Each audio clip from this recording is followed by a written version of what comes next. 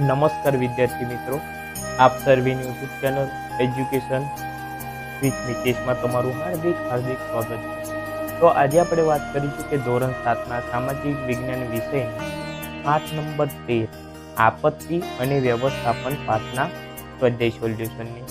તો ચાલો આપણે આ વિડીયોને ચાલુ કરીએ। વિડીયોને ચાલુ કરતા પહેલા તમને એક નાની અમથી એક વિનંતી છે કે જો તમને આ વિડીયો પસંદ આવે તો લાઈક કરી દેજો, શેર કરી દેજો અને અમારી આ ચેનલને સબસ્ક્રાઇબ કરી દેજો।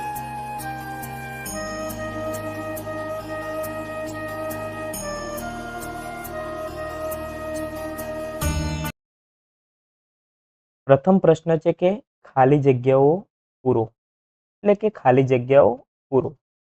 તો પ્રથમ પ્રશ્ન છે કે આપત્તિને સામાન્ય વ્યવહારમાં લોકો આપદા, હોનારત કે ખાલી જગ્યાના નામે ઓળખાય છે। એટલે કે બીજું નામ છે એનું પ્રકોપ। આપત્તિને સામાન્ય વ્યવહારમાં એટલે કે રોજિંદા જીવનમાં લોકો આપદા, હોનારત કે પ્રકોપના નામે ઓળખે છે। પ્રશ્ન નંબર 2 કે પ્રચંડ વાતાવરણીય તોફાનો કે વાવાઝોડું કે ખાલી જગ્યાના નામે ઓળખાય છે કે એને આપણે ચક્રવાત કહીએ છીએ કે વાતાવરણીય તોફાનો કે વાવાઝોડું હોય અથવા એને આપણે ચક્રવાત તરીકે ઓળખીએ છીએ। પ્રશ્ન નંબર 3 કે સાગરના તળિયે થતા ભૂકંપોથી ઉદ્ભવતા વિનાશકારી મોજા ખાલી જગ્યા નામે ઓળખાય છે કે એને આપણે સુનામી તરીકે ઓળખીએ। સાગરના તળિયે થતા ભૂકંપોથી ઉદ્ભવતા વિનાશકારી મોજા આપણે સુનામી તરીકે ઓળખીએ છીએ। પ્રશ્ન નંબર 2 કે જોડકાઓ જોડો। તો પ્રથમ છે કે ભૂકંપ। તો ભૂકંપ વિશે જોઈએ તો આગાહી કરી શકાય, આગાહી કરી શકાતી નથી, અથવા ટોપી અને સ્લીપર, સીટ બેલ્ટ અથવા હેલ્મેટ। તો તેનો સાચો જવાબ આવશે કે ભૂકંપની આગાહી કરવી આપણે શક્ય નથી। બીજું છે કે પૂર। તો પૂરની આપણે આગાહી કરી શકીએ છીએ। પ્રશ્ન નંબર 3 કે કાર। તો કાર એટલે seat belt. 4 two wheeler. Two wheeler એટલે કે આપણે હેલ્મેટ, એટલે કે સેલ્ફ પ્રોટેક્શન માટે આપણે હેલ્મેટનો ઉપયોગ કરી શકીએ છીએ।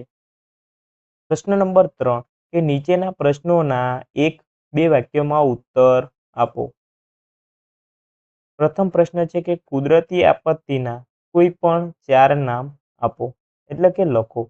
તો કુદરતી આપત્તિઓ એમાં જોઈએ તો ભૂકંપ છે, દુષ્કાળ છે, દાવાનળ છે, પૂર છે, સુનામી છે અને વાવાઝોડું એ વગેરે આપણે કુદરતી આપત્તિમાં આપણે કન્સિડર કરી શકીએ છીએ, એટલે કે સમાવેશ કરી શકીએ છીએ। પ્રશ્ન નંબર 2 કે વાવાઝોડું એટલે શું? તો વાવાઝોડું એટલે શું?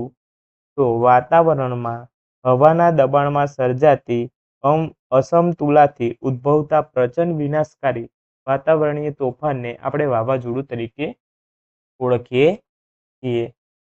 પ્રશ્ન નંબર 3 કે પૂર આવવા માટે કયા કયા કારણો જવાબદાર છે? એટલે કે પૂર આવવાનું હોય તો એના માટે કયા કયા સામાન્ય કારણો જવાબદાર છે એની આપણે નોંધ લખવાની છે।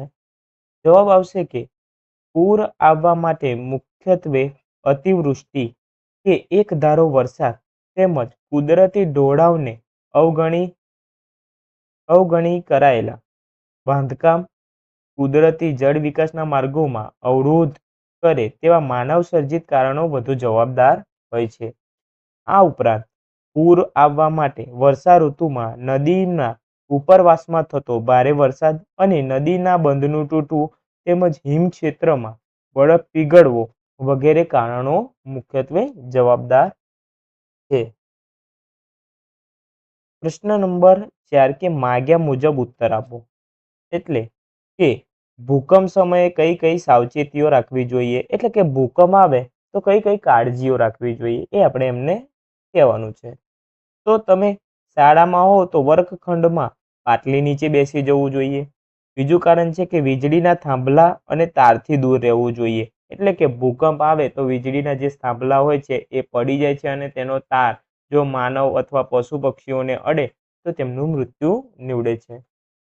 કારણ છે ત્રીજું કે માર્ગદર્શન માટે સ્થાનિક રેડિયો કે ટેલિવિઝનમાં આવતા સમાચારો સાંભળવા જોઈએ।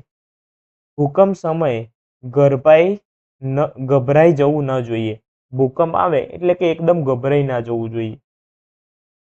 નેક્સ્ટ કારણ છે કે બહુમાળી ઇમારતો એટલે મકાનોમાંથી નીચે ઉતરવા માટે લિફ્ટનો ઉપયોગ કરવો જોઈએ નહીં, એટલે કે આપણે સીડીનો ઉપયોગ કરવો જોઈએ.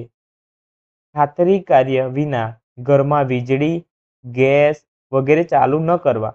ગેસ ગળતરને લીધે વિસ્ફોટ એટલે કે બ્લાસ્ટ થઈ શકે છે. અફવાઓથી દોરાવવું જોઈએ નહીં. પ્રશ્ન નંબર 2 કે આપત્તિઓની અસરો જણાવો. કે આપત્તિઓની અસરો કઈ કઈ છે? તો પ્રથમ છે કે ભૂકંપ, પૂર, સુનામી, વાવાઝોડું વગેરે કુદરતી આપત્તિઓમાં ટાવર અને જંગત મિલકતોમાં ભારે નુકસાન કે નાશ પામે છે. બીજું કારણ છે કે આપત્તિગ્રસ્ત વિસ્તારોમાં રસ્તાઓ, મકાનો, પુલો, જાહેર સગવડની ઇમારતો વગેરેને મોટી ક્ષતિ પહોંચે છે, એટલે કે મોટું નુકસાન પહોંચે છે. તેમનું પુનર્નિર્માણ કરતા ઘણા વર્ષો વીતી જાય છે અને તેનું ખર્ચનું ફરી આયોજન કરવું પડે છે. બીજું કારણ છે કે આપત્તિમાં સ્વજનો ગુમાવવાથી કુટુંબીજનોમાં ભારે શોકનો માહોલ હોય છે અને આઘાત અને હતાશા અનુભવે છે. તેઓને માનસિક સ્વસ્થતા ગુમાવી થાય છે.